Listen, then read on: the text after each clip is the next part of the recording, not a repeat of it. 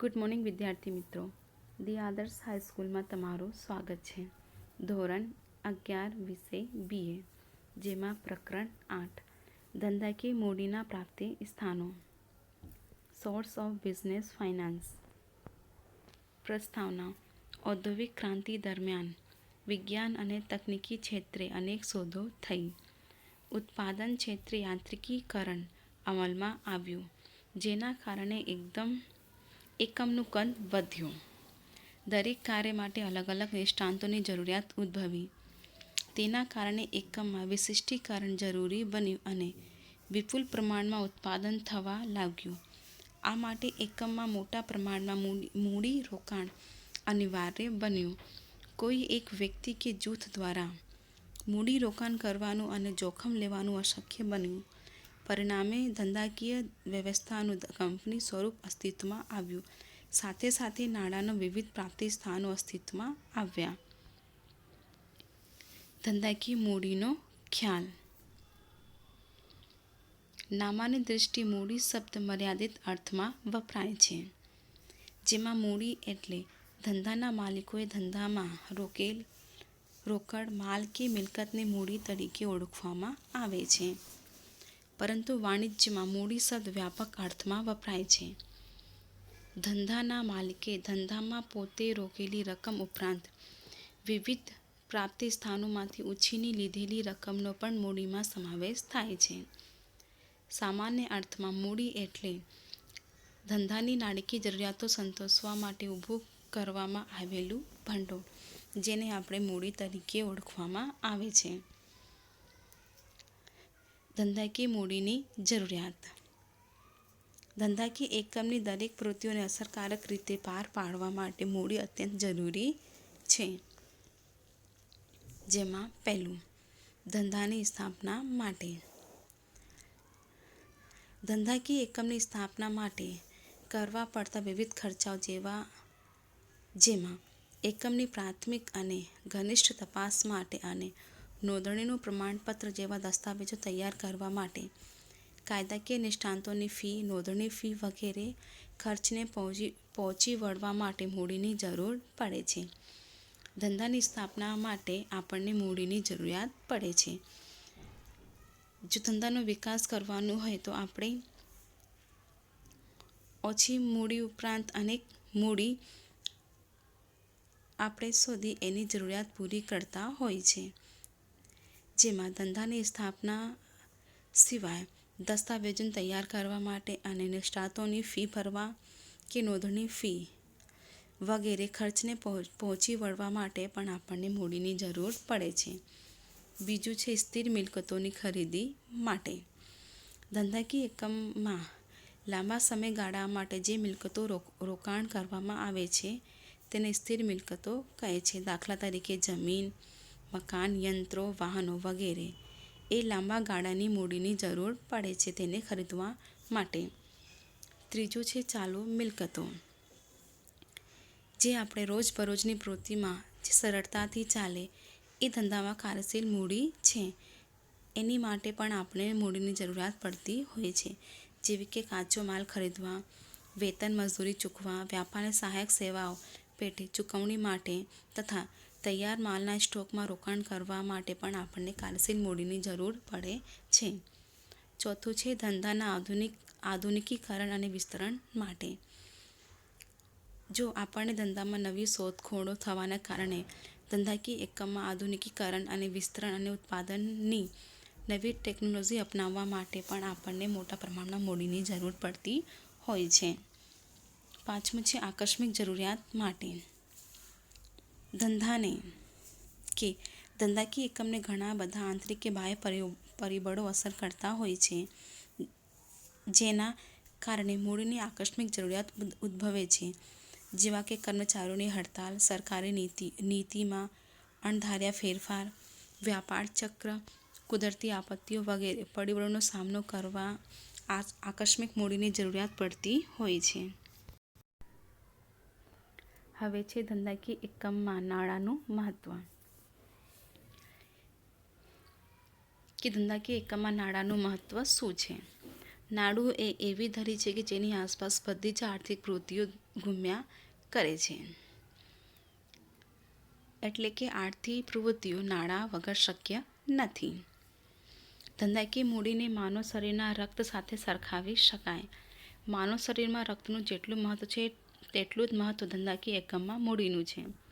ધંધાકીય એકમની બધી જ પ્રવૃત્તિઓ સમયસર ચાલવા માટે યોગ્ય નાણાકીય વ્યવસ્થા અનિવાર્ય છે. મૂડી વિના ધંધાકીય એકમના વ્યવહારો શક્ય હોતા નથી. નાણાંનો જથ્થો મર્યાદિત છે અને તેના વૈકલ્પિક ઉપયોગો અનેકો છે. માટે નાણાકીય સમજી વિચારી કાર્યક્ષમ અને મહત્તમ ઉપયોગ કરવો જોઈએ. ધંધામાં નાણાંની અછતને કારણે ઘણી મુશ્કેલીઓનો સામનો કરવો પડે છે. જેમ કે લેણદારોને ચૂકવણીમાં વિલંબ થવાથી ધંધાકીય એકમની સાખ ઉપર જોખમ હોય છે. ક્યારેક નફાકારક રોકડની ઉજ્જવળ તકો જતી કરવી પડે. રોકડ વટાવનો લાભ જતો કરવો પડે. કાચા માલને સમયસર ખરીદી ના કરી શકાય માટે પૂરતા પ્રમાણમાં મૂડી હોવી અત્યંત જરૂરી બની જાય છે. એના પછી છે માલિકીના ભંડોળો. માલિકીના ભંડોળો એમાં 3 પ્રકાર છે: ઇક્વિટી શેર, પ્રેફરન્સ શેર, રાખી મૂકેલ કમાણી અથવા કે નાણાંનું ધંધામાં રોકાણ. ઇક્વિટી શેરમાં પણ 3 પ્રકારો છે, જેમાં સામાન્ય equity share, sweat equity share અને અન્ય ઇક્વિટી શેર. પ્રેફરન્સ શેરમાં 2 પ્રકારો છે: 20 વર્ષ પહેલાં પરત કરી શકાય તેવા પ્રેફરન્સ શેર અને 20 વર્ષ પછી પરત કરી શકાય તેવા પ્રેફરન્સ શેર. જેમાં સૌપ્રથમ ઇક્વિટી શેર. એનો અર્થ જે શેરને ડિવિડન્ડ મેળવવાનો તથા મૂડી પરત મેળવવાનો હક સૌથી છેલ્લે મળતો હોય તેને ઇક્વિટી શેર કહે છે. ઇક્વિટી શેર કોને કહેવામાં આવે છે? જે શેરને ડિવિડન્ડ મેળવવાનો તથા મૂડી પરત મેળવવાનો હક સૌથી છેલ્લે મળતો હોય તેને ઇક્વિટી શેર કહેવામાં આવે છે. એના લક્ષણોમાં પહેલું, સાચા માલિકો. આ પ્રકારના શેર હોલ્ડરો કંપનીના સાચા માલિક કે વફાદાર સાથી કહેવાય છે, કારણ કે તેઓ પ્રેફરન્સ શેર હોલ્ડરો કરતાં વધુ જોખમ ઉઠાવે છે. બીજો, મતાધિકાર. સામાન્ય ઇક્વિટી શેર હોલ્ડરોને સભામાં શેર દીઠ મત આપવાનો અધિકાર પણ હોય છે. ત્રીજો, ડિવિડન્ડ. આ પ્રકારના શેર હોલ્ડરોને મળતા ડિવિડન્ડ અને ડિવિડન્ડનો દર પણ અનિશ્ચિત હોય છે. ચોથો, નફા સાથે સંબંધ. આ પ્રકારના શેર હોલ્ડરોને મળતું ડિવિડન્ડ નફા સાથે સંબંધ ધરાવે છે. નફાની વધઘટ સાથે ડિવિડન્ડના દરમાં પણ વધઘટ થાય છે. સામાન્ય સભા. કંપનીની સામાન્ય સભામાં હાજર રહેવાનો, મતદાન કરવાનો તથા સંચાલકોને ચૂંટવાનો પણ અધિકાર આ શેર હોલ્ડરોને મળે છે. મૂડી પડત. સામાન્ય રીતે આ શેર મૂડી કંપનીના અસ્તિત્વ દરમિયાન પરત કરવામાં આવતી નથી. વિસર્જન. કંપનીના વિસર્જન વખતે પ્રેફરન્સ શેર હોલ્ડરોને મૂડી પરત કર્યા બાદ જો રકમ વધે તો આ શેર હોલ્ડરોને મૂડી પરત કરવામાં આવે છે. લાયકાતના શેર. કંપનીના ચૂંટાયેલા સંચાલક બનવા માટે જો આવેદનપત્રમાં જોગવાઈ કરવામાં આવી હોય અને સંચાલકોએ સંમતિ આપી હોય તો આ શેરને લાયકાતના શેર તરીકે પણ ગણવામાં આવે છે. મૂડી લાભ.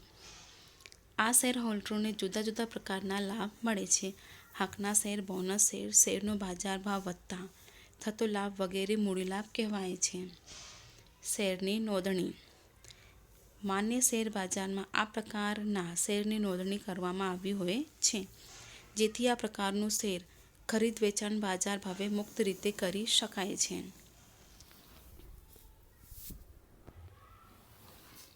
એના પછી છે ઇક્વિટી શેરના પ્રકાર, જેમાં પહેલો સામાન્ય ઇક્વિટી શેર. આ શેર કંપની માટે ખૂબ જ અગત્યના છે. શેર મૂડી મેળવતી દરેક કંપની ઇક્વિટી શેર બહાર પાડવા ફરજિયાત હોય છે. જે કંપની શેર મૂડી મેળવે એ કંપનીને ઇક્વિટી શેર બહાર પાડવા ફરજિયાત હોય છે, જરૂરી બની જાય છે. આ શેર ખરીદનાર શેર હોલ્ડરો જ કંપનીના સાચા માલિક ગણવામાં આવે છે. આ શેર હોલ્ડરો જ કંપનીના ધંધાનું સાચું જોખમ ઉઠાવે છે, કારણ કે આ શેર પર ડિવિડન્ડ મળવાનું અને મળે તો ડિવિડન્ડનો દર અનિશ્ચિત હોય છે, નક્કી હોતો નથી. ઉપરાંત કંપની ફડચામાં જાય કે વિસર્જન કરવામાં આવે ત્યારે મિલકતોના વેચાણથી ઉપજેલ રકમમાંથી દેવાની ચૂકવણી કર્યા બાદ તેઓને સૌથી છેલ્લે મૂડી પરત મળે છે. પ્રવર્તકો ટૂંકા ગાળાની, મધ્યમ ગાળાની અને લાંબા ગાળાની મૂડીની જરૂરિયાતને ધ્યાનમાં રાખી પોતાની મૂડી ઊભી કરવા આ શેર બહાર પાડે છે. કંપની મોટા પાયા પર મૂડી મેળવવા માટે તેની મૂડી નાના નાના હિસ્સામાં વહેંચી નાખે છે, તો આ દરેક હિસ્સાને શેર કહે છે. આ શેર ખરીદનારને શેર હોલ્ડર કહેવામાં આવે છે. બીજું છે સ્વેટ ઇક્વિટી શેર. કંપની તેના સંચાલકો અને કંપનીના કામ કરતી વિશિષ્ટ જ્ઞાન ધરાવતી વ્યક્તિઓને તથા કર્મચારીઓને વટાવથી અથવા રોકડ સિવાયના અવેજથી જે શેર ફાળવે છે તેને સ્વેટ ઇક્વિટી શેર કહેવામાં આવે છે. ત્રીજું છે અન્ય ઇક્વિટી શેર, જેમાં મતાધિકાર સાથેના ઇક્વિટી શેર અને ડિવિડન્ડના સંબંધમાં જુદા જુદા અધિકારો સાથે મતાધિકાર ધરાવતા ઇક્વિટી શેર.